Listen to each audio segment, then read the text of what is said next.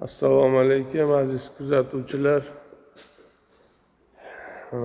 Mana men Bog'dod tumani Begobod mahalla fuqaroligining Guzar ko'chasi 30-uyda joylashgan shu o'zim yerini sotib olib noldan qurgan bino inshootga keldim. Balandligi 11 metr bo'lgan bu mana. Hamma joy asosi chiqib kelganim ham yo'q. Meni 2022-yilda qamashgan, ungacha ham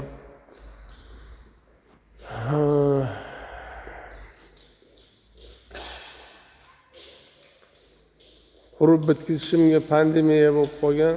Buni o'zim, farzandlarim, nevara chevaralar uchun deb niyat qilib, mustahkam qilib, smetadan ham yaxshiroq qilib armaturalarini misol 12lik degan bo'lsa 14lik, 25lik esa 32lik qilib turib qilganman. Mana hozir hamma joy rasvosi chiqib shunga erishdi. Endi mana shu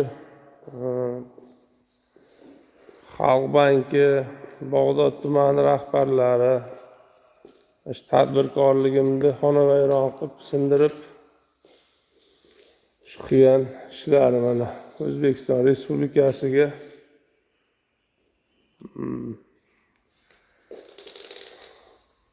tekkan foydalari. Men aytganman o'sha sudyaga, Oybek Mirsadiqovga, meni qamasang hamma tadbirkorliklarim rasvos chiqadi, o'rganish kerak birinchi.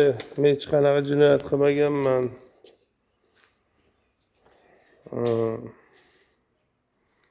To'g'ri qilyapsizlar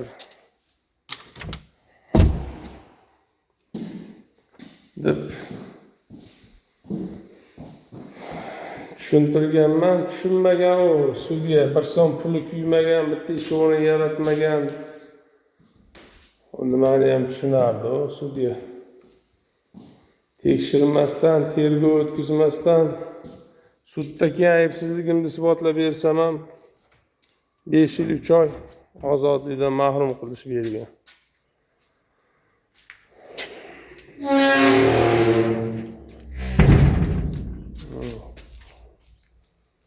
Hamma joy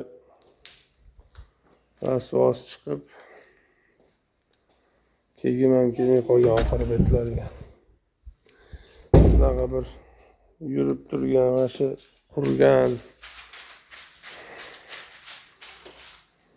bunga qancha mehnatim ketgan, yillar davomida 10 yil qurganman. 10 yil topganimni chetga sarflab, ishlab, yetmaganiga kim 1 milliard 100 million kredit olib qilgan edim. Bu mana bitta men emas, menga o'xshagan tadbirkorlarni shunaqa qilib bu ba'zi bir mansabdorlar, yo'q, mansabdorlar, vijdonsiz prezident siyosatiga qarshi bo'lgan shu ba'zi bir mansabdorlar, sudyalar, prokurorlar, Shakimal Hasanov o'sha paytda Bog'dod tumani prokurori, Bog'dod tuman jinoyat ishlar bo'yicha sudning raisi Oybek Mirsadiqov sizlarni mana shu qilgan yaxshiligi xalqimizga, davlatimizga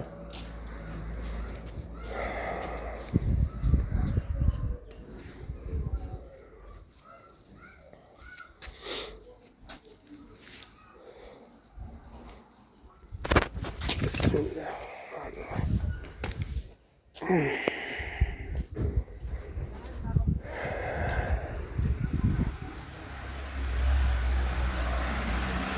Mana 5 ko'cha to'yxonasi, to'yxona, oshxona bo'lgan. Ilgari keyin tekstil qilib chevarxona ham qilganman.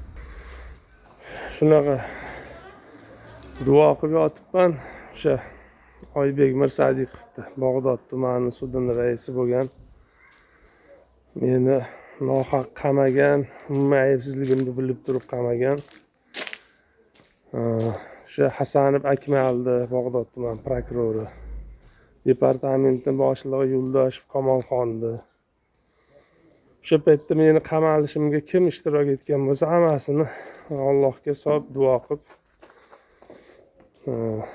Alloh ixtiyoriga topshirganman. Meni xonavayron qilganlardi. Salomat bo'linglar. Bu bank 5 yil bir oy bermasa uyga kelib darvozasini ko'chirib boshqa qilib ketadi. 5 yil foiz hisoblagan. Men qamoqdaligimda ham yozganman, to'xtatinglar, o'sha sotinglar meni mulkimni deb. Undan 3 marta fuqarolik sudiga berishgan. Musodara qildik mulkingizni deb.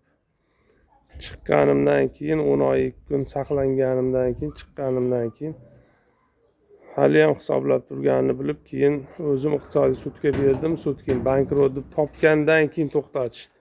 5 yil hisoblagan. 30%. Shunaqa banklar ham vaziyatga qarab xohlasa to'xtatadi, xohlasa birovni nima qiladi mulkiga, xohlasa yillar davomida sun'iy ravishda bankrot qilib mulkini tortib olish maqsadida shuna harakat ham qilaveradi ekan. Salomat bo'linglar. O'zlaring baho berasizlar.